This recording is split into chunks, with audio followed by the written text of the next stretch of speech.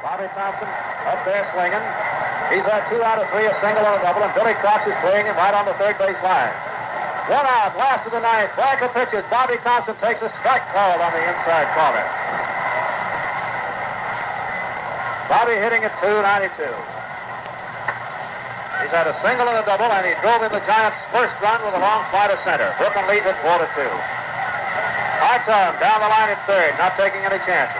Locked in without too big of a lead at second, but he'll be running like the wind if Thompson hits one. Blanca throws. There's a long strike. It's going to be the lead. The Giants win the pennant. The Giants win the pennant. The Giants win the pennant. The Giants win the pennant. Bobby Thompson hits into the lower deck of the left field stand. The Giants win the pennant, and they're going crazy. They're going crazy.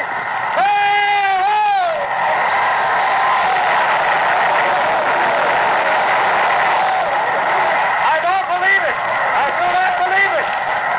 Bobby Thompson hit a line drive into the lower deck of the left field stand, and the great place is going crazy. The Giants, Horace Stoneham has got a winner. The Giants won it by a score of 5-4, and they're picking Bobby Thompson up and carrying him off the field. Welcome to Good Seats Still Available, a curious little podcast devoted to exploring what used to be in professional sports. Here's your host, Tim Hanlon. All right. Let's get going. How are you, everybody? It's your pal, Tim Hanlon, and it's, of course, Good Seats Still Available, the curious little podcast that is devoted to what used to be in professional sports. Thank you kindly for finding us, and we appreciate your doing so. And as you know by now, this is the silly little show that each and every week is devoted to exploring various teams and leagues and situations, et cetera, in the realm of pro sports that don't exist anymore for whatever reasons. And as you're on duty, doctor of defunct, you're professor of previously domiciled, you're reverend of relocation, it is my duty to inform you that this week's episode is devoted to the incarnation of the current San Francisco baseball Giants when they were known as the New York baseball Giants. And that clip sort of gives you a little bit of a hint, right? Perhaps one of the most famous calls in all of baseball, if not sports itself. That was, of course, the shot heard round the world, that very world-famous game, Wednesday, October 3rd, 1951, in the afternoon at the Polo Grounds in Manhattan. That's when the New York Giants won the National League pennant over their vaunted rivals, the Brooklyn Dodgers. And the call, of course, very famously done by Russ Hodges on WMCA radio on 570 on your AM New York City dial. Ironically, a call that was recorded by somebody, at least at the time, was known as a Dodgers fan. Lawrence Goldberg was his name. I think he asked his mother to record the last half inning of the game. And without that recording, we would not have had that iconic moment. Chesterfield cigarettes apparently pressed a record very shortly thereafter as well, which helped sort of memorialize that call too as well. But as fans may or may not know, that was one of like 7 different broadcasts of that game. And for those who were alive at the time, not I, but certainly others, and talked about stories about this, the odds were much greater that you would have heard not that iconic call by Russ Hodges, but probably one of the other ones. Could have been Red Barber, for example, on WMGM radio, which was the Dodgers radio flagship station.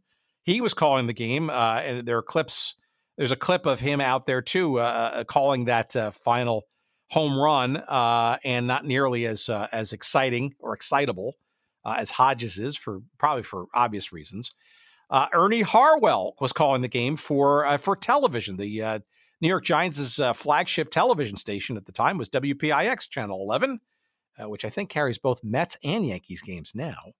But interestingly, that game on local television, Channel 11, was also, for that game, being simulcast on the NBC television network. And interestingly, it was the first ever coast-to-coast live telecast of a Major League Baseball game. So there are probably a lot of people who heard the Ernie Harwell call. Not a bad call in and of itself. That's also available, floating around there on YouTube, etc. But again, not nearly the verve and the powerful excitement that you heard in the Hodges call. If you were listening to the game outside of New York, you probably heard the Gordon McClendon call on something called the Liberty Broadcasting System. He said he yelled out the Giants win the pennant, I think only once, as opposed to Hodges' 12. But that was probably the more listened to broadcast, if you can believe that. There was another radio call by a guy named Al Helfer on the Mutual Broadcasting System, as well as two guys calling it for a Spanish language network. I'm not quite sure what that network was named, but Buck Cannell and Philo Ramirez. You say that. Philo Ramirez. There you go. Sorry, it's been a long day. And there was also a re-recording by a guy named Nat Albright, who recorded or re-recorded the game and for later broadcasts as well. So there are a whole bunch of places you could have heard this game, but none more memorable than that of Russ Hodges. And I believe last year, if I'm not mistaken, the Library of Congress even inducted that broadcast of Hodges's into the National Recording Registry. That's how iconic that call was. One of the few rare moments of on-field greatness for this New York Baseball Giants team, obviously followed up in 1954 with the ultimate prize, the World Series. But of course, alas, the team, along with the Brooklyn Dodgers across the river, bolted from New York in 1957 for the greater pastures of California and leaving broken hearts everywhere. But we're going to get into the story of the Giants and the guy behind it, Horace Stoneham. It's a fascinating tale. We'll get into it, but he inherited the team from his dad. Let's say he wasn't the hardest working guy until his dad kind of put him through his paces in order to see if he could rise to the level of managing a team like this. And he did so for sure after some hard times and some hard knocks in the real world, and then some. And it's very interesting that we had this conversation with our pal this week, Steve Treder, because his book is coming out in a couple of weeks' time. It's called 40 Years a Giant, The Life of Horace Stoneham. And as you'll hear in our chat with Steve in a few moments, not a whole lot that's obvious about the life and times of this guy, because he liked it that way. He was kind of a modest character. Some would argue his team kind of suffered from a modesty factor as well against the backdrop of what became a big time Yankees franchise. And obviously the Dodgers got a lot of attention in the New York area as well. So hard enough being the third or one of three baseball teams in New York at the time, but probably not aided by the fact that you had an owner and general manager and chief cook and bottle washer of the team in Horace Stoneham, who was kind of publicity shy. But we get into that, and it's also interesting timing too, because literally a day after we recorded this conversation with Steve, we discovered, unbeknownst to us at the time, somebody has created literally within the last week or so a website and apparently a cause devoted to trying to get Horace Stoneham into the Baseball Hall of Fame. The website, by the way, is called HoraceInTheHall.com. Horace, HORACE, in the hall, all one word, HoraceInTheHall.com. And it's fantastic. You got Willie Mays, the late Willie Mays, with some testimonials and all kinds of stuff, documents, and other kinds of pieces of information that make a very, very strong case as to why perhaps Horace Stoneham, the oft-overlooked owner of these New York Baseball Giants, and then obviously becoming the San Francisco Giants, should be, could be, maybe will be added to the Hall of Fame up in Cooperstown. So hopefully you'll enjoy this conversation. The book is great. I think it's probably the best, if not the only, carefully curated and thoroughly researched book about the life of Horace Stoneham, obviously intertwined with that of the history of the Giants, certainly when they were in New York and a little bit later in San Francisco, but also the Polo Grounds. The Polo Grounds was instrumental and very much part of this franchise. It was part of the package that Horace inherited from his dad.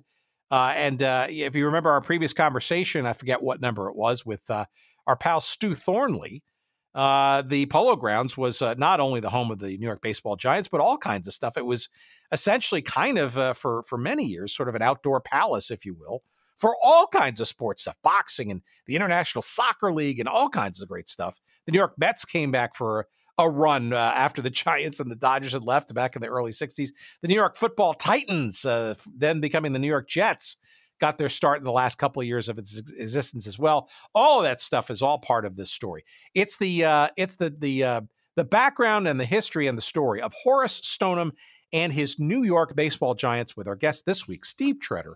It's fun, it's interesting, and it's coming up in a moment and a half. Before we get there, a tip of our New York Giants baseball cap this week to our pals at Streaker Sports, streakersports.com, the purveyors of sports culture, of course, tons of great shirts, etc., devoted to commemorating tons and tons of great old forgotten leagues and sports and teams in those leagues. Baseball, soccer, basketball, hockey, but you name it. They're all there and more, plus great sports culture stuff, Caddyshack collection, the Bill Raftery Onions collection, the Slapshot collection, it's all kinds of just great stuff you're going to find at Streaker Sports. StreakerSports.com, again, the purveyors of sports culture. And of course, please enjoy, courtesy of us and our friends at Streaker Sports, a promo code to get you 15% off all of your purchases. Please use that often and early. And that code, of course, is Good Seats. Good Seats, that's the promo code at StreakerSports.com. Again, promo code Good Seats, 15% off all of your purchases. Thank you, Streaker Sports, and thank you for giving them a try and giving us a listen this week. Here's our conversation. Let's get into it. The history and the story of one Horace Stoneham and the New York Baseball Giants, the Polo Grounds. It's all in there. Please sit back and enjoy.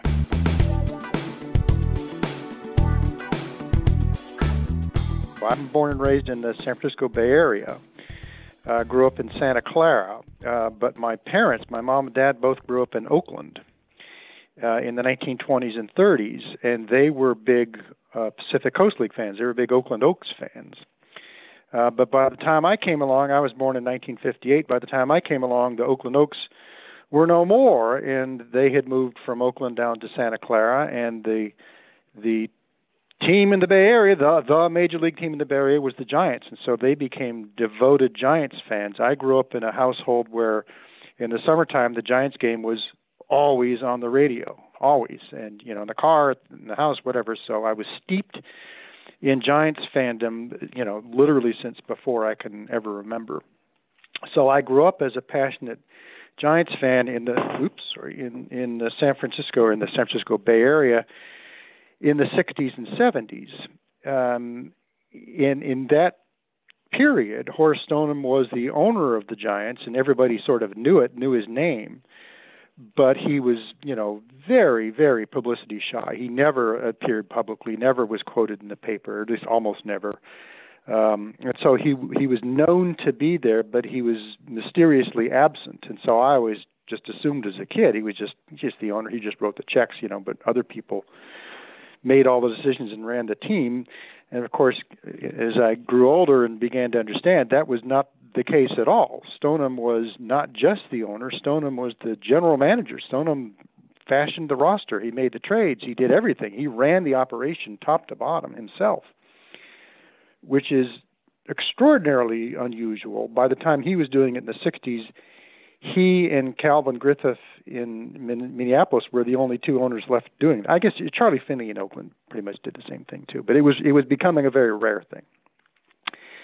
So over the years, I always had been a Giants fan, but then I became more of a general baseball scholar and historian, did a lot of work with the Society for American Baseball Research, making presentations and writing articles for about 10 years, I guess. I wrote a weekly column on baseball history at the online baseball site Hardball Times and contributed to their annual baseball books every year. But all along, my fandom was the Giants. And it just became more and more apparent to me as a scholar of baseball history that Stoneham was one of the great figures in fashioning Major League Baseball as we came to know it over the 20th century. And no one had ever told his story. Nobody, because he didn't want his story to be told. He was publicity shy, and he didn't want to be quoted. He was the absolute opposite of Walter O'Malley and Bill Veeck, these very Rickey, these baseball moguls who were very interested in fashioning their stories, very interested in cultivating the press and making sure that their story was told and heard and told and heard in the way they wanted it told. Stoneham was absolutely not that way, and so his story begged to be told.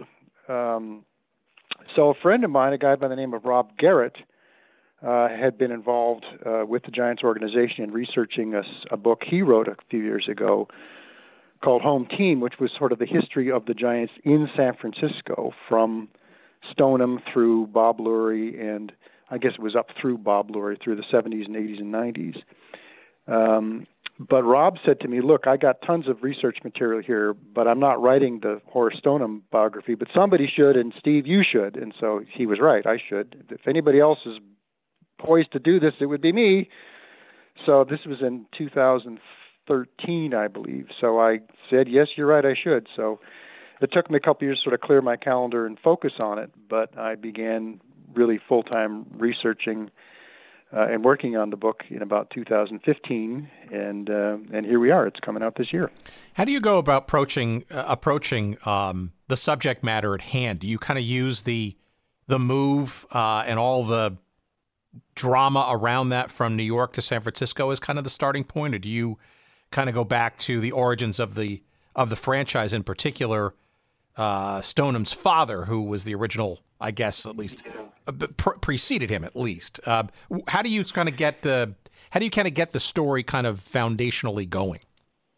The way I write the book is chronological. So it starts with Horace's father, who was a fascinating figure in his own right, and who bought the franchise in 1919, and then Horace inherited from him when Charles died in 1936. So the narrative of the book starts with Charles and goes to Horace. But the way I sort of hook people into it is there's a prologue in the book that doesn't start back then, that starts at the end. It starts in 1975. It starts literally with the very final Giants game played at Candlestick Park under Horace's ownership on September 21st, 1975. So I begin the story there and begin it sort of, it's the only time in the book when we're inside Horace's head, seeing the world from his eyes and knowing his innermost thoughts. And that way we're sort of introduced to this character who loved the Giants more than anything else in the world. He was a father and a grandfather and a husband and all those things, but I think I'm accurate in saying that he loved the Giants even more than his own family. He loved the Giants, loved them.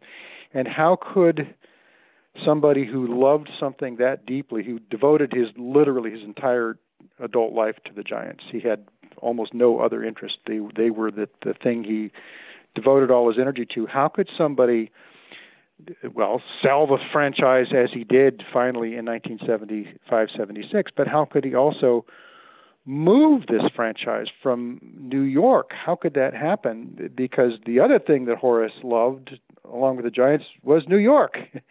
He was a creature of New York because his father was so wealthy and famous and prominent. Horace grew up surrounded by luxury and glamour and interest and attention, and he grew up just living the most lavish Manhattan lifestyle one could. He enjoyed that lifestyle. He loved being a New Yorker and being in Manhattan, and the Giants were an embodiment of all that culture and all that history. And the story basically tries to confront how it could be that such a person could move this beloved franchise because he had to, and then finally, less than 20 years later, sell that beloved franchise because he had to. He had no other choice.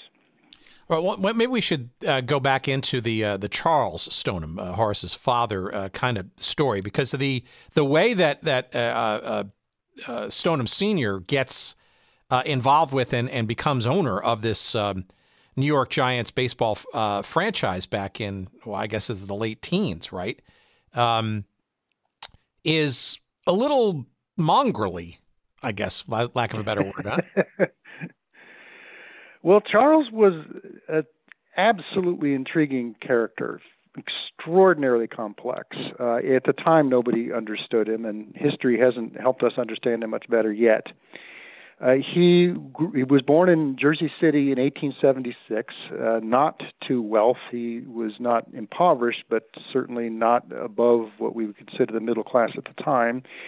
He got less than a high school education, but he, at a young age, grew to love the securities trading business, stock brokerages and all the other kinds of things that brokerage houses would have sold in those days. He was a bored boy, runner of messages, and then he started working as a salesman selling stocks and bonds and securities as a teenager. And this is an era, would be the 1890s and 1900s, when stock trading on Wall Street was essentially the Silicon Valley of its day. It was booming in growth and tons of wealth being created, but in a Wild West atmosphere. There was no Security and Exchange Commission. There were very, very little regulation laws surrounding it. So a lot of what went on was, if not illegal at the time, certainly understood to be unethical at the time. And Charles Stoneham was right at the forefront of that. He was not an honest man. He was not an honest broker. He made millions of dollars in an era when that truly was a lot of money. But he did so using less than legal and ethical means.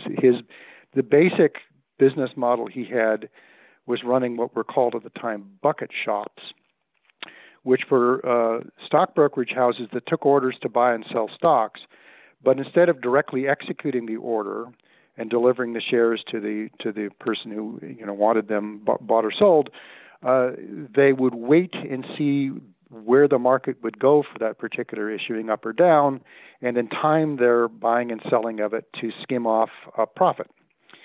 It wasn't illegal at the time, but it was certainly regarded as unethical. It was regarded as a way that they would swindle unsophisticated small investors, because big investors knew to steer clear of such places, but the small mom and pop investors didn't understand that, and so this was a way of basically skimming profits off of those people and doing so in a dishonest way. He made millions doing this. By the late teens, he was one of the wealthiest people in New York. He not only made tons of money on Wall Street, but then, was a nouveau riche sportsman in New York. He had racehorses in Saratoga. He had casinos and racetracks in Havana. He had, hotels and casinos all over the place. He was a very close friend and associate of Arnold Rothstein, who, of course, was a crooked gambler himself, who fixed the 1919 World Series. Charles and Arnold Rothstein were buddies. So this is the world he ran in. The New York Giants at the time were, of course, the biggest franchise in sports. This is before the rise of the Yankees. The Giants were the big team in New York, the big team in baseball, which was the big sport. John McGraw, with the help of the great Christy Mathewson, had built the Giants into a dynastic power in the early part of the 20th century. And by 1918, the owner of the Giants was a fellow by the name of Harry Hempstead, who'd inherited them from his father-in-law, John T. Brush. Hempstead, because of the twin blows to the baseball business, which was World War I and then the pandemic flu, the Spanish flu epidemic that really impacted attendance in 1918. Hempstead had it. He wanted out of baseball, so he let John McGraw know. McGraw, of course, was the superstar manager and key employee of the organization. He let McGraw know that he was thinking of selling, and so McGraw immediately saw this as his opportunity to get into ownership himself. So McGraw searched around for a buyer. McGraw knew a Tammany Hall judge, a crooked judge by the name of Francis McQuaid, and McQuaid knew Charles Stoneham, and so through McQuaid, they brokered the deal to sell the Giants franchise to Charles Stoneham in December 1918, January 1919. Stoneham gets into baseball just in the nick of time because, of course, it was less than a year later that the 1919 World Series gets thrown, and after that, the owners bring in Kennesaw Mountain Landis to clean up the image of baseball. No doubt, had Charles Stoneham attempted to buy into the Giants after Landis was commissioner, there's no way Landis would have allowed it, because Stoneham was a known associate of Arnold Rothstein. He owned racehorses and casinos, and he was big time into gambling. And there's no way he could have bought the franchise, but he did. He had already bought in, and so he was in under the wire. I'm sorry. Why was he? Why did he get background? Go ahead. Why did he get into under the wire? I mean, because we've heard this a little bit, sort of in the origin story of the New York Rangers and the New York Americans of the National Hockey League, and the gambling thing, right? Is that was his source of income essentially, right? That was just his industry, quote unquote, so to speak, right? Even though it wasn't fully or maybe even partially legal. Well, because he got in before Landis was commissioner.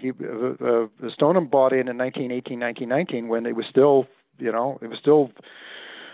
open season. The baseball was still well within the grip of gamblers at that time. Lots of owners were messed up in that bracket.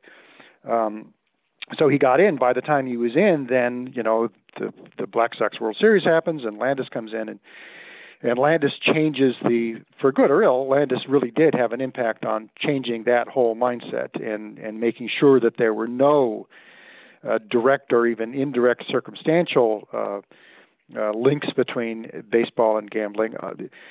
Whether Landis mandated or not, as soon as the 1920s were underway, Stoneham was actively divesting himself of those holdings. He was selling off his casinos and his racehorses and attempting at least to present himself as an honest businessman. He was also in court time and time again over the 1920s for lawsuits and for what's the word I'm looking for? He was legally sued. I'm missing the word here. Indictments for illegal securities trading. He was never convicted. He, had enough clout with the right lawyers and the right Tammany Hall judges and stuff to steer clear of it all. But he was clearly a very controversial figure even at the time, and such a figure would not have allowed to buy into baseball as an owner post Landis. But he was in before Landis, and so he was grandfathered into place. Well, and I don't want to go too much on the Charles Stoneham story, but it's important and foundational. My sense is that he was also almost trying to be sort of a budding sports entrepreneur too, within baseball for sure, because there's the whole Yankees story and the Yankees being a renter, if you will, of the Polo Grounds, and even an attempt to kind of get the Yankees to leave town. But he was also involved in some of the early coalescences around things like football and even pro soccer at the time in that era. Yes, Charles Stoneham is a very complicated character, along with all of his shady business dealings and quote unquote organized crime connections. He was legitimately a sports fan. He loved the Giants. Baseball was his number one passion, other than gambling and horses and liquor. He loved baseball. He was a baseball fan from the time he was a kid. His baseball hero as a child was Mike Tiernan, the New Jersey-born star left fielder for the Giants in the 1880s and 1890s. That was Charlie Stoneham's hero. He loved the Giants, and he was a season ticket holder at the Polo Grounds for years and years and years. That's why he was involved. And yes, absolutely. Once he buys into the Giants, and of course, you're not just buying the franchise, you're buying the stadium, the Polo Grounds, which was the best stadium in the world at that time. He very soon funds an ambitious remodeling scheme to increase the seating capacity of the Polo Grounds, and then presents the Polo Grounds not just as the home of the New York Giants, but as a year-round venue for sporting events. They had boxing matches and football games and miniature auto racing and all kinds of soccer. Was we don't sort of think about it at this time, but soccer back in the day, back in eastern cities with lots of European immigrants, was a big sport, and they sold a lot of tickets putting soccer matches there. For the time, Charles Stoneham really did operate the Giants as a or the Polo Grounds at least, as a multi-sport entertainment venue. They had opera at the Polo Grounds. He was quite a forward thinker in those regards, and had he really focused his attention on that and not been so distracted as he was with all of his lawsuits and indictments, he may very well have successfully launched the National Exhibition Company, which was the company that owned the Giants and the Polo Grounds, into a multi-sport entertainment venue. The Yankee story is an interesting one. Yes, the Yankees at this time, remember in the 1900s and teens, the Yankees were the runt of New York. They weren't a successful franchise. They were kind of knocked around. They were called the Highlanders until their old ballpark. They had to move out of their old ballpark, which was up on a bluff in northern Manhattan. So then they moved in and became just renters of the Giants and the Polo Grounds, and that was bottom land next to the river. So they were no longer called the Highlanders. They just became the Yankees. They were, the Giants' tenant and just a source of revenue for the Giants until they were purchased by Jacob Rupert in 1915, and Rupert invested money and began to make the Yankees be a successful competitive franchise and started to make some money on their own. And then, of course, they bring in Babe Ruth, of all people. And so poor McGraw and Stoneham find themselves being upstaged in their very own ballpark by the biggest superstar in baseball, and the Yankees start winning pennants. So in 1921, the Giants tried to evict the Yankees from the Polo Grounds. And the feeling was if they can evict the Yankees from the Polo Grounds, the Yankees will have no place to play, and the American League will take the Yankees' ownership away from Rupert, because one of the tenets of the league is if you're a franchise in this league, you have to have a stadium to play in. Well, they averted that crisis and negotiated a short-term final 2-year lease for the Yankees, while at the time they built Yankee Stadium. But yeah, it's remarkable, the story. The Yankees went from being the Giants' little, runt tenant to a direct competitor in their own ballpark. And then over the course of the 1920s, of course, they surpassed the Giants in fame and success and attendance and revenue. And the Giants never, as try as they might over the decades, they never caught up again. So where is the young Horace in all of this, and how does the path to his inheritance, if you will, of this team come about? And the grounds itself, right? That Polo Grounds is part of that, too. Sure. Horace was the only surviving son. He had an older brother who drowned in 1905, I guess it was. So Horace was the only surviving son of Charles, and Charles doted on his surviving son and wanted his son to be his heir and take over his business career. Horace, however, was very different in personality from his father. Charles was very driven, a hard guy, a tough guy, a hard charger, a workaholic. Horace was none of those things. Horace was a nice kid. Everybody loved Horace. Horace was a spoiled, rich little kid who, wasn't driven to do much of anything except enjoy himself. Horace played baseball in high school. Barely, it seems to be the case that he barely graduated from high school. His father then enrolls Horace at Fordham because the thing that Charles did not have was a college education. And so he was from, sort of the working class culturally. And, as rich as he was, he knew that if you didn't have a college education, there was an elite social class in the United States that you could never gain entry to, never be respected in. He wanted more than that for his son. He wanted his son to be not just wealthy, but educated as well and accepted within the upper crust society elite the way that Charles never could be. And so he enrolled his son at Fordham in 1921. Horace tells the story he lasted at Fordham for about 4 days. That's almost certainly an overstatement for the sake of a good story, but it is the case that Horace dropped out of Fordham, couldn't keep up his grades. And this just frustrated his father to no end. His father wanted him to, okay, not Fordham, then where else? I'll send you to any college you want. What do you want to do with your life? And Horace didn't want to do much with his life except hang around and, go out to speakeasies with his fellow rich kid friends and just, loaf.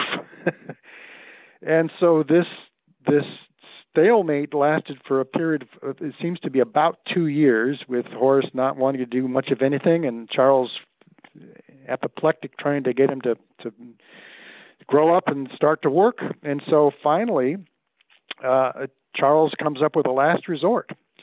Among Charles's many real estate holdings were mining operations. In particular, he owned a copper mine in a place called Copperopolis, California, which is in the foothills of the Sierra Nevada mountains. It's really in gold country is where it is, but by the 1920s they weren't mining much gold there anymore, but they were mining a lot of copper. And so Charles issues an ultimatum to Horace. You want the Giants?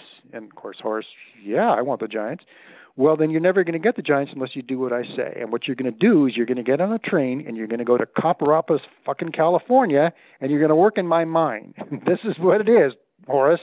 This is your only opportunity. And so Horace, we don't know exactly what his deportment was about this, but he did it. He got on a train all by himself and he went out to Copperopolis, California, which in 1922 was a very, very tough, hard, remote place that a softy, rich, dandy kid from Manhattan like Horace Stoneham had never seen anything like it in his life. But all the evidence is that this last resort Hail Mary pass by Charles to make his son grow up, it worked. That Horace did work at the copper mine and did grow up and learn to respect hard work and learn to respect the people who perform hard work and learn to get up in the morning and go to work each day. And he went there a boy and he became a man. And after a couple of years of this, in the spring of 1924, Charles is satisfied. The reports he's getting back from the foreman of the mine in Copperopolis is that Horace is he's grown up. He's doing his share. He's working and he's gaining the respect of the people around him. And so Charles said, okay, then, here's your ticket. You get on a train, you come to Florida, and you're going to be working for me now. You're going to be working for the Giants. And so over the 1920s, Horace was apprenticed to run the Polo Grounds. And he worked. He literally worked all those jobs. He worked on the grounds crew. He worked in the clubhouse. He worked in the ticket office. He worked the operations of the painting and the maintenance of the facility, and then he got into booking events and being the secretary of all of the business operations. And he, over the period of years, Horace worked his way up to become essentially the operations manager of the Polo Grounds. And once again, it wasn't just baseball; it was football and boxing and tennis and all kinds of stuff. The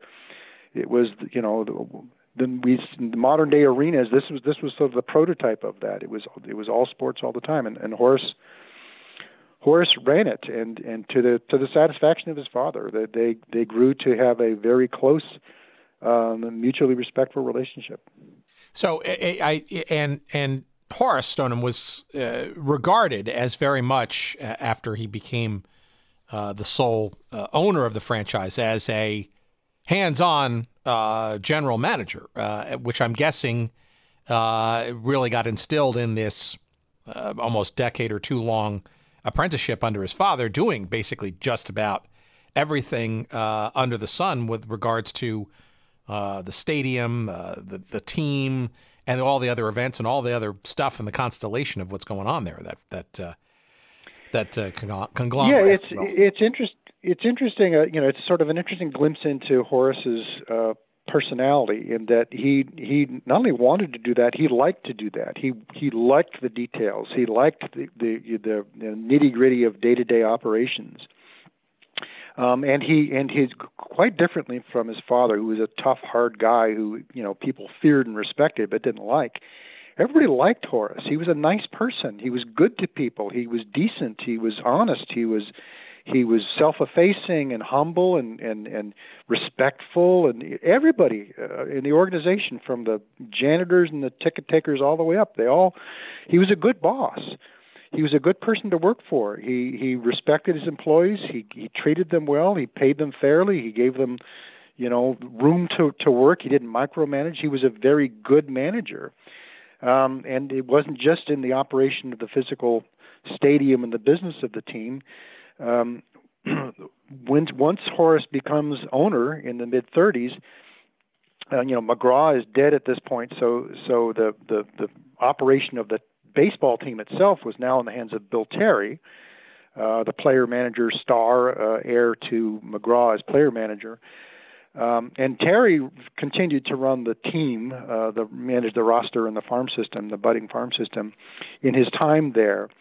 But in 1942, when Bill Terry resigns, because he believes that because of World War II, the long-term way that baseball is operating with the farm system is sustainable, and he just says, this is not for me. This is not a good use of my. I'm costing the operation, the franchise, more money than I'm bringing in. So he's sort of resigned, and Terry was independently wealthy and went back to Memphis and made a lot of money in the cotton business. But when Terry resigns in 1942, Stoneham does not replace him. Stoneham doesn't hire a general manager. At the very same time, that fall of 1942, Larry McPhail, the general manager of the Dodgers, also resigned. Well, what do the Dodgers do? The Dodgers reach out and bring in Branch Rickey to replace him. Well, Horace Stoneham didn't do that. When Bill Terry resigned, Horace Stoneham just quietly assumes Bill Terry's job and becomes not just the manager of the Polo Grounds physical plant, but also the general manager of the franchise. He made all the trades. He fashioned the roster. He oversaw the scouting department and the farm system and everything. He did everything himself. As I said earlier, there were a couple of owners who still did that in those days. Calvin Griffith, first Clark, and then Calvin Griffith with the Senators operated their franchise in the same way. And Branch Rickey, once he becomes general manager of the Dodgers, then becomes owner, and so he was operating that way. But it was even in those days, that was a very rare thing for owners to do, and Stoneham did it all the way to the very end. He was the guy who ran the Giants, every detail, up until the day he sold them in 1976.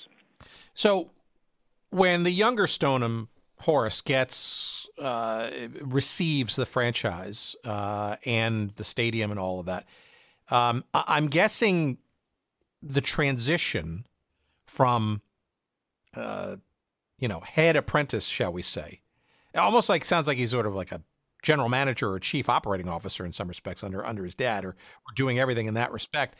I'm guessing that the transition wasn't necessarily that big of a deal, because he essentially had been training for a whole bunch of years of his adult life for kind of that very moment. Was he expecting that this franchise would become his upon his father's death? Oh, yes. Oh, yeah, absolutely, yes. When Charles bought the franchise in January of 1919, the lore is, and this is unverifiable, of course, but it seems to be the case, that one of the first things Charles does when he gets home from work that day is he seeks out Horace and says, "Horry, I just bought you a ball club. I bought you the Giants. They're yours." And that's why Charles was so frustrated with Horace not, buckling down and educating himself and becoming a good heir, because this is what he wanted for his son. And he wanted Horace to understand, the Giants are for you.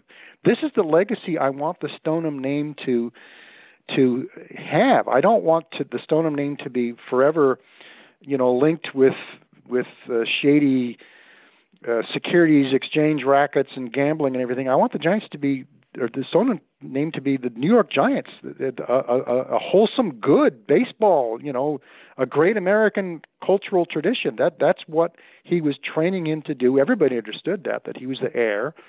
And so when certainly people didn't expect Charles to die as young as he did. He died at the age of, I guess he was 59 and a half. He had kidney disease. He was overweight and he drank too much, and I'm certain, and nowadays his demise would have been able to be avoided, but at the time you got Bright's disease, that they called it at the time. He was a dead man, so he didn't expect to die quite that young. But when he died, the will stated that Horace shall take over the Giants, and so that was understood, and it was greeted with delight in all the local press. Everybody knew Horace. Everybody liked Horace. They were happy for him that he could take over as the Giants owner, and it was seen as just a natural, positive progression. Describe the team in New York around this ownership environment with under Horace's oversight. My sense is that there were a couple of sort of blips of true success, that in sort of the mid-'30s, with folks like Carl Hubble and Mel Ott, Bill Terry, and in the late 40s, early 50s, which, Leo DeRocher, obviously, and Willie Mays, of course, Bobby Thompson, culminating in, I think, what most people would firmly remember is probably the brightest moment in New York baseball Giants history, the World Series championship in 1954. But it's interesting, as I say that, I'm guessing that it would be safe to say that the New York baseball Giants were not necessarily known as, for an ongoing period of time, as sort of a dominant franchise. Essentially, they were kind of not bad, occasionally really good, and that only won world championship though. So I guess I guess the question in there is, how good of an overseer was Horace in the New York ownership saga? In some respects, you could maybe make the assumption that he's a great, he's a good guy and a solid manager of affairs, but maybe not necessarily, pushing all of the envelopes to get to championship status on a regular basis. There's a lot in there, but you know where I'm going. No, that's a great question. And it's a major theme of the book. In fact, it was a source of great frustration for Horace that he wasn't able to be as successful as he wanted to be. The Giants, under John McGraw, of course, were until the Yankees rose in the late 20s. The Giants were the greatest, most successful franchise in baseball, certainly in the National League. And the McGraw legacy that was left to Bill Terry in the 1930s was still a very, very good ball club. And you're right, they won pennants in 1933, and then in Horace's first 2 years of ownership in 36 and 37, they won pennants. It was a terrific team with Ott and Hubble and Terry and a number of other stars. But beginning in 1938, the Giants begin to fade as a contender. And at the very same moment in the late 30s, the Dodgers, who had been the real, third wheel in New York baseball, the Dodgers weren't taken seriously by anybody. The Dodgers were a joke. They were funny. They were them bums. They were the butt of all the jokes. For decades in New York. Well, not in the 1930s. They weren't.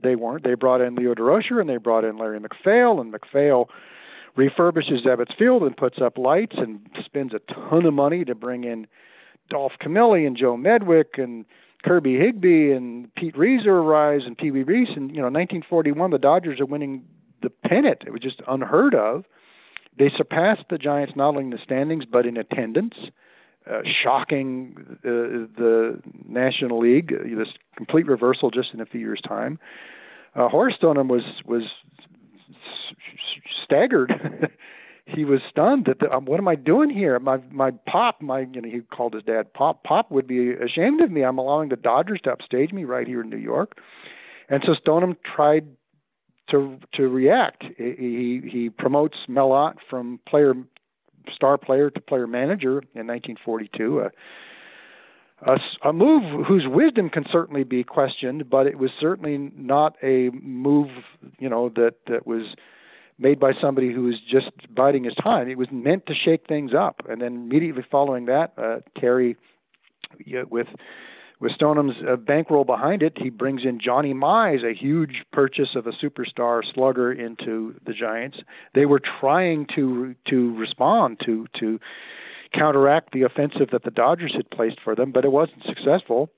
Under Ott, the Giants were even less successful than they had been earlier. They even dropped to last place in 1943 and then again in 1946.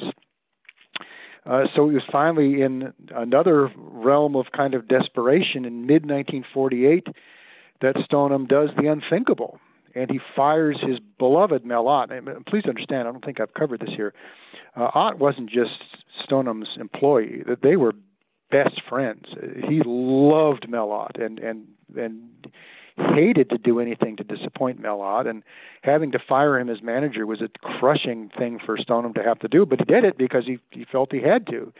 And not only does he fire Mel Ott, he brings in none other than Leo DeRocher to replace him. A stunning move, a bombshell of all bombshells, the hated arch rival, the guy who'd been the face of all this upstart Brooklyn Dodger success. You're going to bring in him in to manage the Giants? It was a huge, stunning bombshell intended by Stoneham to signal that all was not well. We're not satisfied with the status quo. We have to change. We have to reconfigure. And with DeRocher on board, they refashioned the whole roster. At DeRocher's urging, they made a huge trade with the Braves, traded away two sluggers, Willard Marshall and Sid Gordon, and in return received a terrific double play combination, shortstop, second base combination, Alvin Dark and Eddie Stanky, sort of reconfiguring the type of team they were. And then simultaneously with that, using Carl Hubble, his longtime superstar pitcher, now the director of the Giants' new farm system. He's investing tons of money in the farm system. They're beginning to develop their own talent to compete with the Dodgers and the Yankees.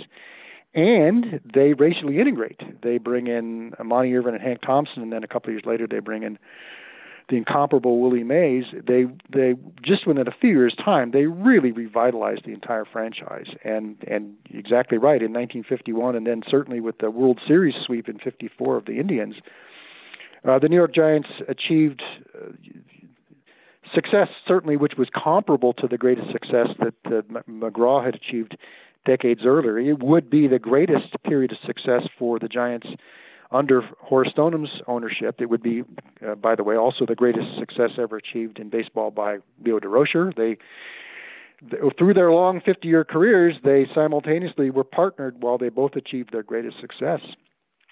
It would all fall apart quickly after that, but it was an amazing achievement, an amazing turnaround in a few years' time. Yeah, and I think most people who remember the New York Giants especially remember, or at least the stories of, some of those exploits in the 50s, right? And of course, I don't want to get too obvious about it, but I mean, the 1951 pennant race with the Dodgers was just a thing of lore, right? The Bobby Thompson, home run, and the Giants win the pennant, and the, and the 54 World Series, right? It would seem to me that the Giants were, after all of that shakeup and that sort of commitment, were on the rise, so to speak, and quite dominant in a three-team New York City hyper-competitive marketplace. But I guess what sort of is lost in all of that sort of success is perhaps the economics and the attendance, and maybe the booming 50s generally, right, across this country, the advent of things like television and the automobile and post-war economic boom and all that kind of stuff. Lots of newfound ways to spend discretionary income and occupy people's leisure time and baseball generally. But the Giants, maybe specifically, were, not necessarily nailing it when it came to the turnstiles and those revenues, I'm guessing. Yeah, the economic crisis that Major League Baseball faced in the 1950s was severe.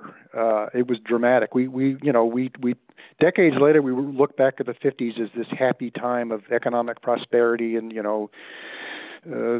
freeways and patios and, white people driving station wagons. It was a great time for a lot of people. Not in the inner cities in the, crowded Northeast corridor for the United States, it wasn't. The boom was going on elsewhere, and those inner cities, New York, Boston, Philadelphia, Washington, Detroit, Cleveland, they were suddenly struggling in the 50s through a combination of a bunch of different economic things. The automobile. In the post-war world, people weren't satisfied to just use trains and buses anymore. Doggone it, they wanted their piece of the American dream, and they wanted their car. And so they wanted to move out of the crowded inner city to the leafy suburbs, and communities were happily accommodating that by building out new roads and freeways and highways and shopping centers and all this stuff. And there was a dramatic movement of the population away from congested inner cities into suburbs and away from the Northeast into the South and the West. Cities like Los Angeles and San Francisco and Houston and Phoenix and Seattle, they boom in the 50s, whereas the places where Major League Baseball was were not booming. And as the cities hollowed out of the affluent people who could afford to move out, the only people who were left were increasingly poorer and blacker, and these cities became quickly changed in their image from being places you want to be if you're a white person with income to a place you don't want to be. And in this environment, it's really difficult to get people to leave their leafy suburbs and take the train into New York and watch a game at the Polo Grounds in Harlem. So it wasn't just the Giants. It was the Dodgers. It was also the Phillies and the Braves and the Senators and the Indians. Everybody was struggling with this. And in New York in particular, because it was, not just a congested inner city, but a congested inner city that was hemmed in by congested inner cities around it. It was especially a difficult economic environment.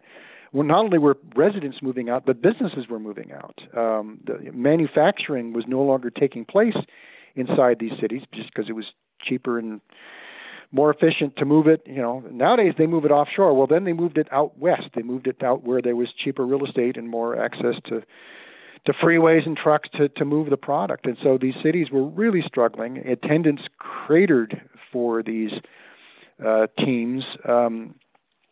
Brooklyn fans in particular, but New York fans in general, they why did they leave us? How terrible that they could abandon us. They didn't have a whole lot of economic choice. They were either going to stay and watch the size of their business dramatically contract, at least for 10 or 15 years, so long as it took for the cities to retool and recover, or they were going to get out while they could and find a better economic picture.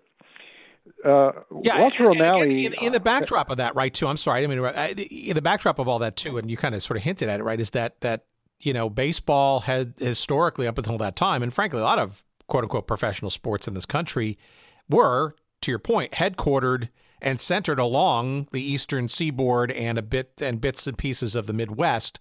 This is, but while the nation is essentially kind of expanding and booming and traveling and enlarging its sites, so to speak, right? You have a baseball league that is not in all these other sort of growing and fledgling metropolitan areas. So it's disproportionately affecting the gate. For example, I know just looking at some stats here, like the Giants in 1947, right? They were an okay team. They were fourth place. They were kind of, nothing special, but, not bad either. They had drawn about 1.6 million, despite finishing fourth in their division or in the league.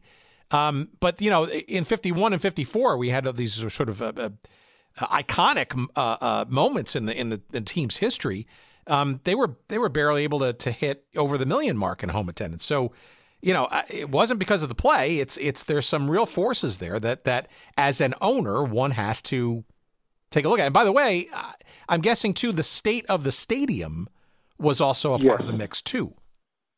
Yes, all this is happening simultaneously. The Polo Grounds, for a good example, was, in the 1920s, it was a gleaming, pinnacle of state-of-the-art modernity and a great place to watch a game. Well, not by the 1950s it wasn't. Those 30 years had not been kind to it.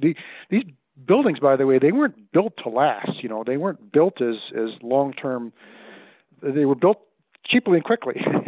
And by the 1950s, the Polo Grounds was rickety, in need of a lot of refurbishment. Here's the other thing: these inner city ballparks like the Polo Grounds, they weren't built to accommodate cars. There was no parking, or very, very little parking, and what was there was not very safe for parking your fancy, suburban convertible in some cheap lot in Harlem for a night game. It was not a safe place to park your car. There was a whole bunch of compounding reasons which drove the business away from Major League Baseball operating in these congested inner cities.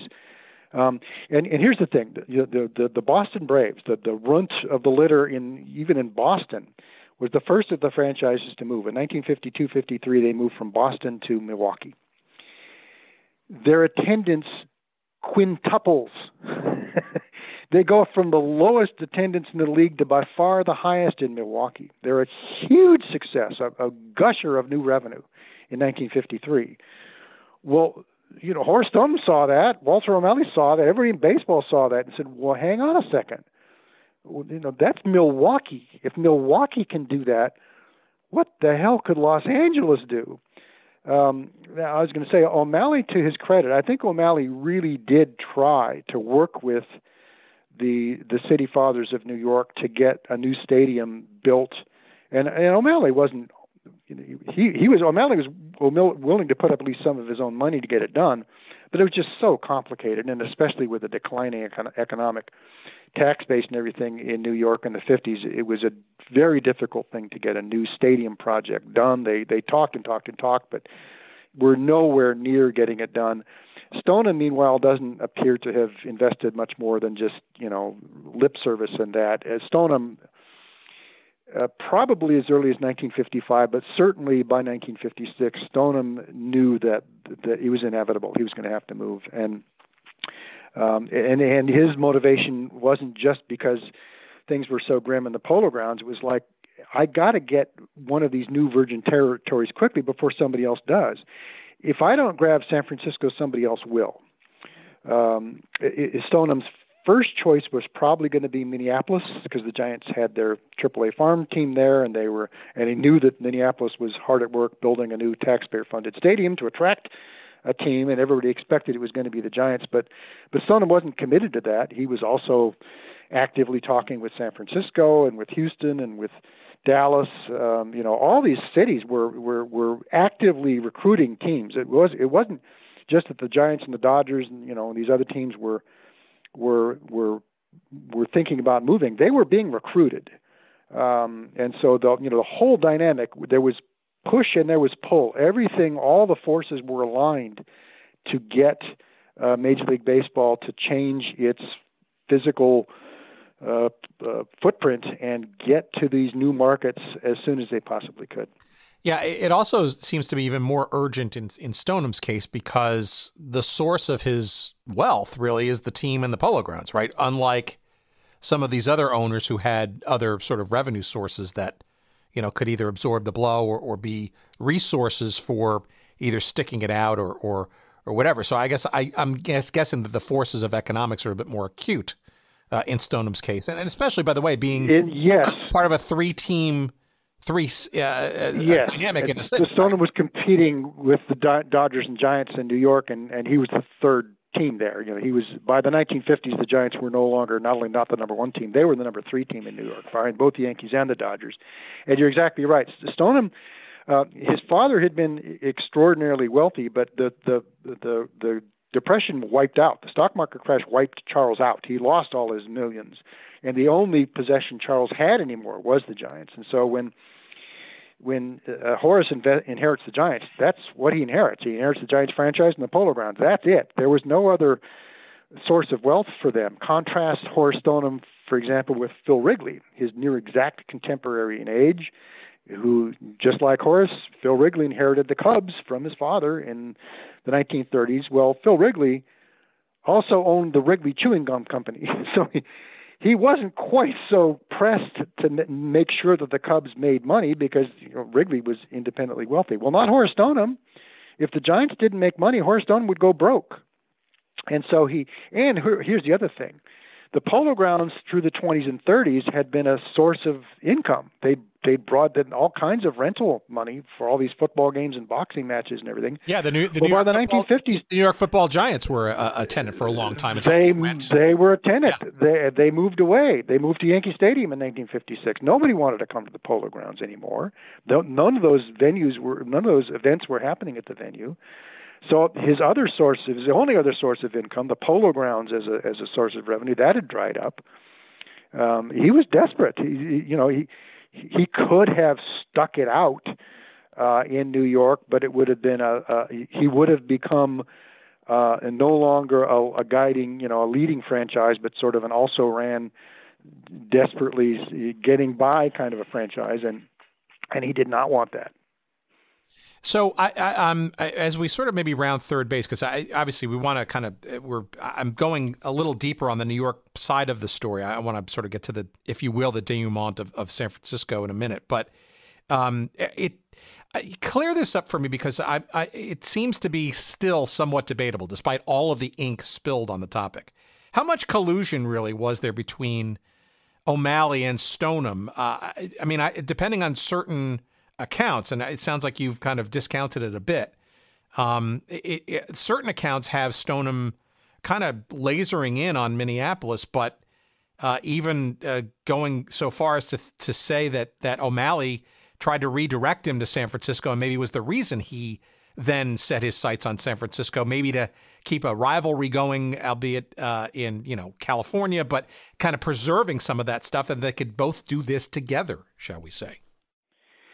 Yeah, it's an interesting, complicated dynamic, and certainly, there's a lot of lore that goes around this, and that the folkloric explanation is that O'Malley was the smart guy, and Stoneham was the kind of the amiable bumbler. That O'Malley masterminded the whole thing, and convince Stoneham to move, and if you're going to move, Horace, you need to move to San Francisco so we can both get California. There's even a version of this where O'Malley gives Stoneham the choice. Which do you want, Los Angeles or San Francisco? And Stoneham foolishly chooses San Francisco because this is what O'Malley wanted to do all along, and O'Malley tricked him. And all that is folkloric. None of it is supported by fact. The fact is that Stoneham was, in fact, more motivated to move than O'Malley was. O'Malley was still trying to figure out a way to stay in New York when Stoneham had pretty much given up on that. Stoneham was probably going to go to Minneapolis. That was his first and most obvious choice, but he was by no means committed to that. Stoneham wasn't stupid. Stoneham wasn't oblivious. Stoneham knew everything that O'Malley did. I mean, none of that stuff was a mystery. Everybody knew what was going on in California. It was a booming economy, and these markets were clearly, if not yet, going to surpass these eastern markets. They were on a trajectory to do so very soon. San Francisco wasn't passive. They were recruiting the Giants. They were recruiting anybody they could. Stoneham's phone was ringing. So it wasn't that he was persuaded by O'Malley. It was the case that O'Malley and Stoneham were operating independently. They weren't closely collaborating until the spring of 1957. It's in the spring of 57. Both teams are going to move. They've both resolved it. And the only question now is where. It was in the spring of 57 that it was O'Malley who took Stoneham aside and said, look, let's be smart here. If we're going to move, let's both move together. Let's both move to California. This will be good for both of us. It'll preserve our rivalry. Each of us will have a guaranteed big gate when we play the other. Los Angeles and San Francisco were natural local rivals. The whole thing worked, and of course it did. This was all true and smart. But O'Malley didn't have to persuade Stoneham of this. Stoneham was eagerly, the way I put it in the book is Stonham's response to O'Malley was probably, what took you so long? I've been waiting for you to ask me this. And he jumped on it, and within a matter of 2 months after, in the March of '57, by May, they had both of them talked with the mayors of Los Angeles and San Francisco, and the stadium agreements were at least penciled in, and it was a done deal. By May of '57, Stoneham is committed to San Francisco. He proposes to his board, which is pretty much a rubber stamp. The vote of the Giants board, by the way, the vote of the Giants board to move to San Francisco is 8-1. A 9-person board. The one dissenting vote was by Joan Payson, who was a member of Stoneham's board, and she didn't want to see her beloved Giants go to San Francisco, so she soon resigns from the Giants board, and within a few years, she is bankrolling the New York Mets because she wants Major League Baseball to remain in New York. And what she really wanted was to be able to acquire Willie Mays and bring Mays back to the Mets, and they eventually did, but it took them a long time. But no, the Stoneham was going to move. O'Malley finally, after Stoneham, yes, they agreed we are going to move, and once they were both going to move, the move of them jointly moving to California was O'Malley's specific suggestion, but by no means was it an idea that had never occurred to Stoneham. All right, so two questions then to wrap up, and we're certainly not going to get into the later years of the San Francisco Giants and all that kind of stuff, because we really want to focus sort of on this the Stoneham era, shall we say, but even transitionally, even before the years in San Francisco. I'm really curious as to how that was messaged to the New York community, that this was going to happen, or maybe wasn't messaged, and the actual transition to San Francisco, how easy or not so easy did that go? It clearly, San Francisco and the Bay Area welcomed this team with open arms, but it wasn't sort of necessarily easy or smooth. There was no Candlestick Park ready to go per se. There was, there's a lot of transitional stuff that had to happen. It wasn't necessarily a checkbox that it was going to be a hit, literally and figuratively, from the get-go. Right, and there wasn't a whole lot of history of how to do this. There had been obviously franchise moves in the previous years, the Braves, and then the St. Louis Browns and Philadelphia A's. But all three of those franchises were, really desperate, struggling tail enders. The Giants and the Dodgers were big-time, successful, big-name franchises. No such thing had happened in at least 50 years for one of them to move. Stoneham hated to move out of New York. He loved New York. It was a devastating decision for him to have to make, but it's sort of an indicator of what kind of a businessman he was. It was the right thing to do, so he committed himself to do it. He kind of sheepishly announced it to the New York press. He wasn't happy about it. He wasn't triumphant about it. He was just, matter of fact, this is what we have to do. The famous line is that at the press conference they said, well, aren't you going to disappoint all these kids that they won't be able to go see the Giants at the Polo Grounds? And Stoneham's resort was, yeah, I hate to disappoint the kids, but I haven't seen a lot of their fathers lately at the ballpark. So he didn't like to do it, didn't want to do it. It was devastating news. Of course, the double blow of the Giants and the Dodgers simultaneously was a huge gut punch to New York.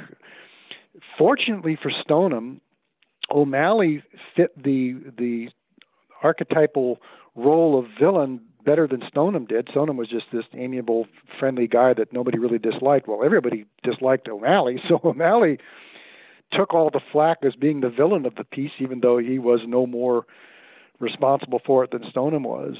Stoneham just kind of quietly, snuck out of town. He didn't even attend the final Giants game at the Polo Grounds in September 29, '57. He couldn't bring himself to do it. He was bereft. He It was too sad for him. He came out to San Francisco, in the fall of '57. He went house hunting, bought a house, set up a ticket office, and went to work. Here's the interesting thing about Stoneham and his style. He offered everybody in the organization, bat boy, clubhouse man, groundskeeper, everybody.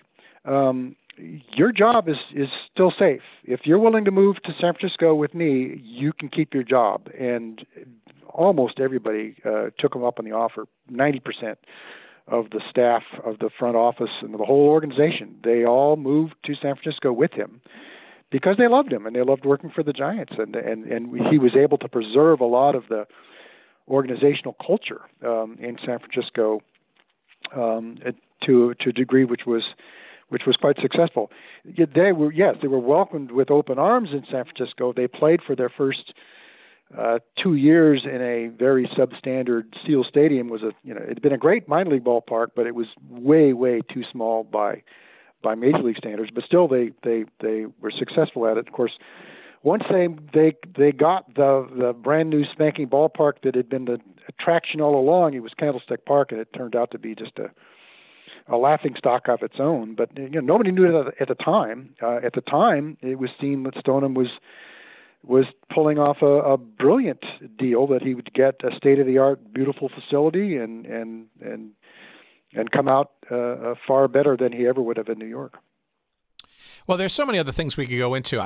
We frankly just don't have time. But the whole Candlestick Park story and the rivalry that continued with the Dodgers and all of that. I guess I just would cul-de-sac this with one sort of, I guess, bigger question is, obviously you've spent a lot of time getting into the quote unquote biography of Stoneham. What do you think his legacies might be? I clearly, the story and the villain, I guess, if you're a New Yorker, or the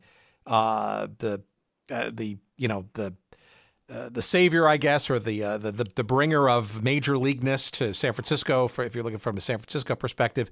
But this was a guy who, to your point earlier, quietly, a gentle giant, I guess, in some respects, perhaps needs to be spotlighted a little bit more in some of the other things that maybe he's not gotten a whole lot of credit for. There was an article in the San Jose Mercury News, I think, featuring you a few months ago when you were beginning some of the publicity for this book on his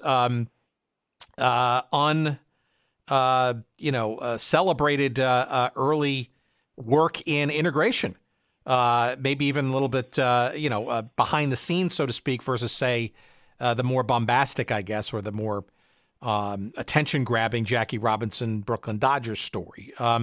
Any other those and other things that Stoneham might be maybe unnecessarily forgotten about or not credited for his contributions to the game through his, frankly, almost lifelong association with this team? Yeah, the racial integration part is one, as well as the integration of North American baseball with Japanese baseball. Stoneham was a huge pioneer in both those things. The Dodgers were first to racially integrate, and of course they did it, with Branch Rickey, stage managing the whole thing, making himself look like a big hero. The Dodgers were the first, but the Giants were best. The Giants not only racially integrated the Major League roster, the Giants racially integrated their farm system, and the Giants went into Latin America in a way that far more extensively than the Dodgers ever did.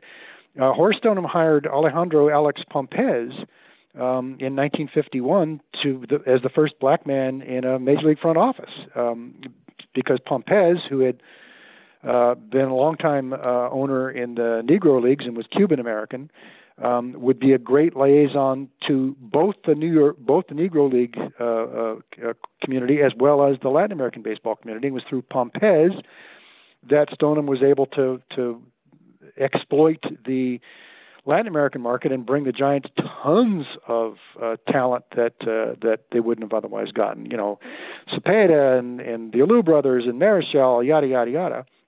So Stoneham racially integrated not just his major league roster, but the whole organization, racially and culturally as well, with all the Spanish speakers, in a way that was ahead of every other organization in the major leagues. He also was the pioneer with Japanese baseball.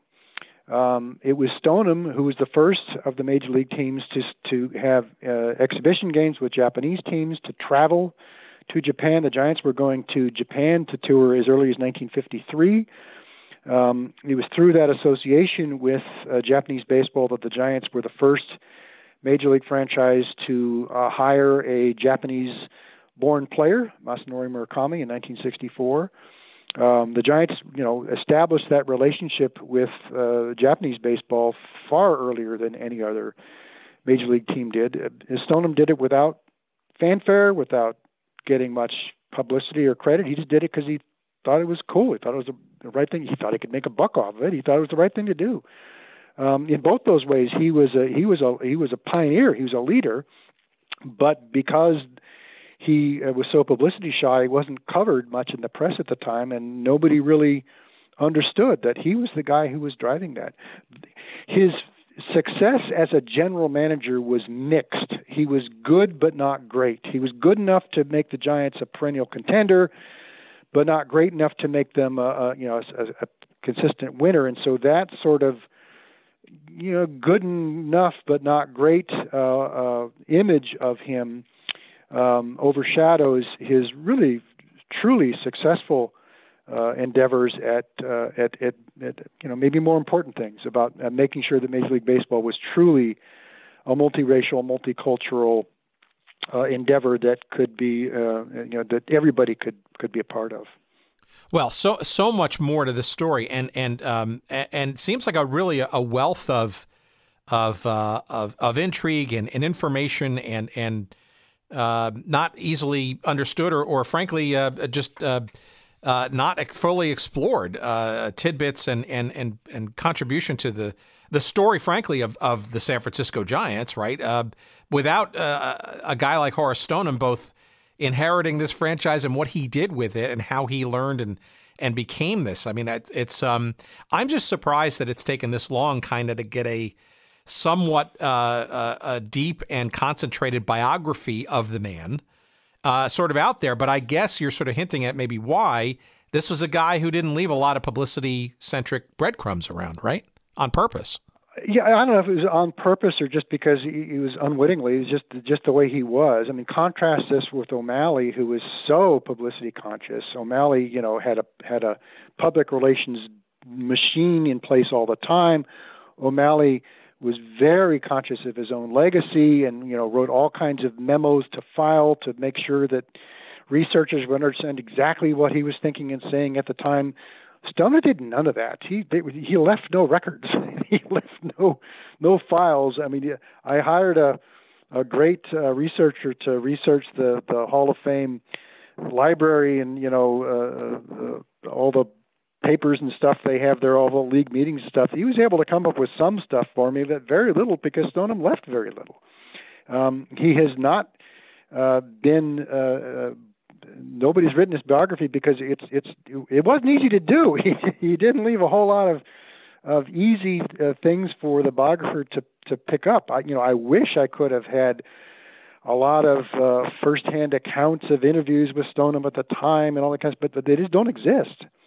That's the way he wanted it. He preferred to be private. He preferred to be behind the scenes. He was happy to be anonymous. He was happy to let O'Malley get all the publicity and nobody talk about Horace Stoneham. That's just the way he wanted it. And so he's been hiding in plain sight for decades. But, if you're someone who's interested not just in baseball history, but in sports history and in American cultural history, what happened in the United States in the 1940s, 50s, and 60s, what all transformed the New York Giants, San Francisco Giants story and all the racial and economic implications that go along with it. It's a great story. It's a great insight into how the world was then and how it changed so dramatically in the mid-20th century. All right, time to promote. Tell us the book title. Give us some ideas of maybe some promotion you're going to How about Twitter handles, or how can people find out more about not only the book, but you? I don't know if you've got a blog or you tweet on a regular basis, social media, that kind of stuff. Let's have at it I appreciate this, Tim. You're a little bit ahead of me. I'm working on that. I'm working on a website, and I will, once the website's up, I'm gonna use that as a basis for a Twitter handle on it as well. The title of the book is 40 Years a Giant, Horace Stoneham and his life with the Giants. 40 Years a Giant is the title. University of Nebraska Press. It is scheduled to be published in June. I'm doing some interviews with Sabre and with the New York Giants Preservation Society and other places as well to promote the book. Once I have the website up and the Twitter site and everything, I will definitely forward that along to you, and you can forward that along to your podcast audience. And Tim, if you want to do round 2 and explore the post 1958 San Francisco Giants as a podcast, I'd be delighted to do that with you as well. As you say, it's a big story. There's a lot going on here, and a lot of characters that play very prominent roles in this story of people who are not just Charles Stoneham and Leo DeRocher, but Branch Rickey and Charlie Finley, and there's a lot of other very colorful characters that are a part of Horace Stoneham's story. That it's something I think, like I say, if you're a student of baseball history and just a student of American pop cultural history in general, this is a really a rich vein.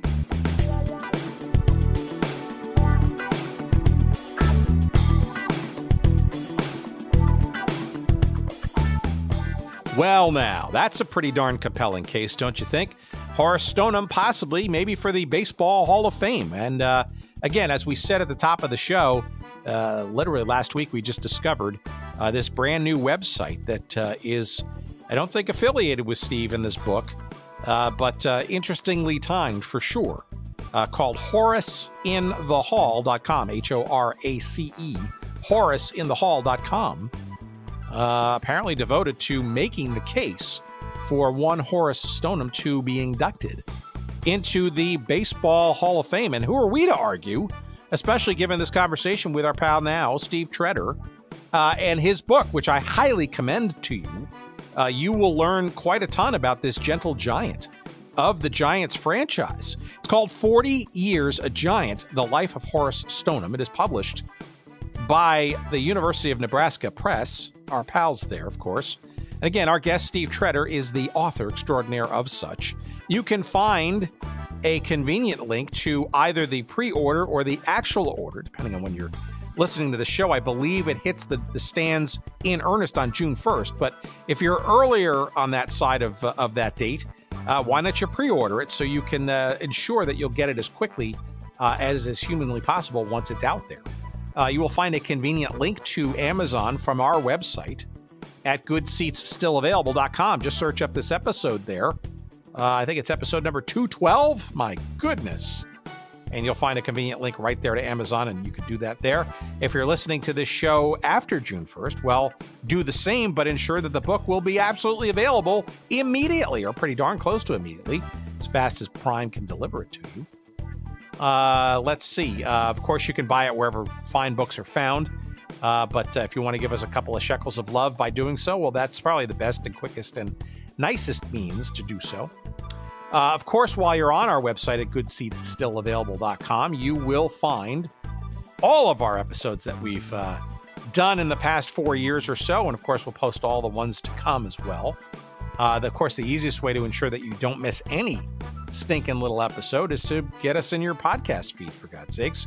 We're available just about wherever you can get podcasts. All of your favorite catchers and services and streaming services, we're there. We're not going to list them all for you. You'll find us. Just look us up. Trust me, we're there. And tell your friends. That's good, too. We appreciate that. Hey, if you want to review us and rate us and give us a couple of, say 5 stars, let's say, and maybe some kind words of kudos, we'd love those. That helps our algorithm and other people like you find the show. That certainly doesn't hurt. Let's see. You want to send us some email? Well, you can do that too. We're at hello@goodseatsstillavailable.com. You can follow us on social media, of course. There's a page devoted to us on Facebook. We post about once a day on Instagram. We're at Good Seats Still Available. And we post a bunch of times a day on Twitter. You'll find us there at Good Seats Still. There's a little weekly newsletter that we publish every weekend for you, too. Just search on the website, and you'll find a little link to that, and you can subscribe and give us your name and your email address, and voila, you're good to go there, too. What else? How about, they're not yelling boo. No, they're yelling Jerry. Jerry Payne, Dr. Jerry Payne. In Metro Atlanta, Georgia area. And he is the guy who helps us produce and put all our pieces together each and every week, this show. It's a chore for sure, but he does it with aplomb and with a smile on his face. And occasionally we pay him to do it, and we can't do it without him. We appreciate it. Jerry Payne, Audio Excellence, of course, as always. And you, the fine listener out there, thanks so much for your continued support. We are way behind in sending thanks to all of our emails, inquiries, and all that kind of stuff. We got to figure out some kind of way to get some kind of thank you sort of on the air. We're going to try to figure out a way to do that in the weeks to come. Regardless, we appreciate all of your input, all of your suggestions, all of your criticisms, all of your engagements on social media. We love all of it. And please, again, tell your friends if you like half of what we do, at least, maybe they might too, but we appreciate that. All right, that's it for this week. I babbled enough, don't you think? Take care, everybody. We'll see you next week with some other fascinating topic for sure. Till then, please take care, stay safe, and get your shots, will you? Bye-bye.